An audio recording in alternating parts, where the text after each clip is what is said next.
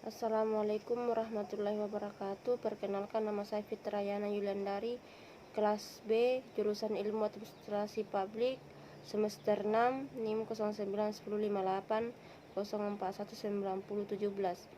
Baiklah, saya akan menjelaskan dua soal, yaitu menjelaskan kedudukan hukum dan pemerintah dalam hukum publik dan hukum privat, dan selanjutnya menjelaskan sejarah kelahiran asas-asas umum administrasi negara, fungsi dan arti penting asas-asas umum administrasi negara tersebut.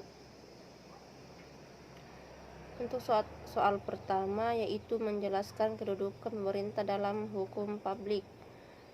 Dalam perspektif hukum publik, negara adalah organisasi jabatan, dan dari jabatan-jabatan kenegaraan ini ada jabatan pemerintahan. Perbedaan badan hukum dan organ-organnya menurut Van Wijk, yaitu badan hukum adalah pendukung hak-hak kebendaan atau harta kekayaan, yang dimana badan hukum ini melakukan perbuatan melalui orang-orangnya yang mewakilinya. Indro Harto menyebutkan bahwa lembaga-lembaga hukum publik itu memiliki kedudukan yang mandiri dalam statusnya sebagai badan hukum perdata. Lembaga-lembaga hukum publik tersebut merupakan badan hukum perdata dan melalui organ-organnya atau badan atau jabatan tun. Menurut peraturan perundang-undangan, yang bersangkutan dapat melakukan perbuatan atau tindakan hukum perdata. Meskipun organ atau jabatan pemerintahan dapat melakukan perbuatan hukum perdata mewakili badan hukum induknya, hal yang terpenting dalam konteks hukum administrasi adalah untuk mengetahui organ atau jabatan pemerintahan dalam melakukan perbuatan hukum yang bersifat publik. Selanjutnya, menjelaskan kedudukan pemerintah dalam hukum privat.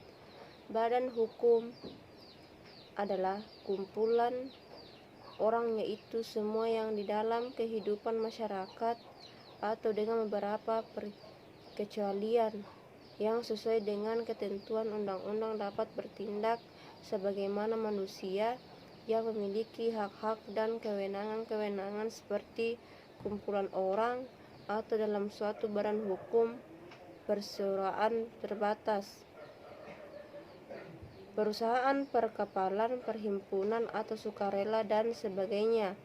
Dalam kepustakaan hukum dikenal ada beberapa unsur dari badan hukum, yaitu yang pertama, perkumpulan orang atau organisasi yang teratur. Yang kedua, adanya perbuatan hukum dalam hubungan-hubungan hukum. Dan yang terakhir, adanya harta kekayaan yang terpisah. Soal yang kedua, yaitu menjelaskan sejarah kelahiran asas-asas umum administrasi negara serta fungsi dan arti penting asas-asas umum administrasi negara. Dalam perkembangannya, asas-asas umum pemerintahan yang baik memiliki arti penting dan fungsi sebagai berikut. Yang pertama, bagi administrasi negara, asas-asas umum pemerintahan yang baik bermanfaat sebagai pedoman dalam melakukan penafsiran dan penerapan terhadap ketentuan perundang-undangan yang bersifat samar atau tidak jelas.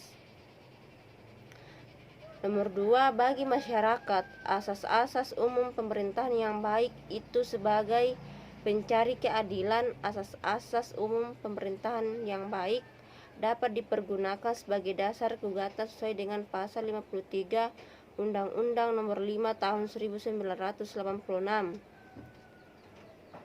Nomor 3, bagi hakim tata usaha negara, asas-asas umum pemerintahan yang baik dapat digunakan sebagai alat penguji dan membatalkan keputusan yang dikeluarkan badan pejabat tun. Yang keempat, asas-asas umum pemerintahan yang baik juga berguna bagi badan legislatif dalam merancang undang-undang dasar. Sekian dari saya. Assalamualaikum warahmatullahi wabarakatuh.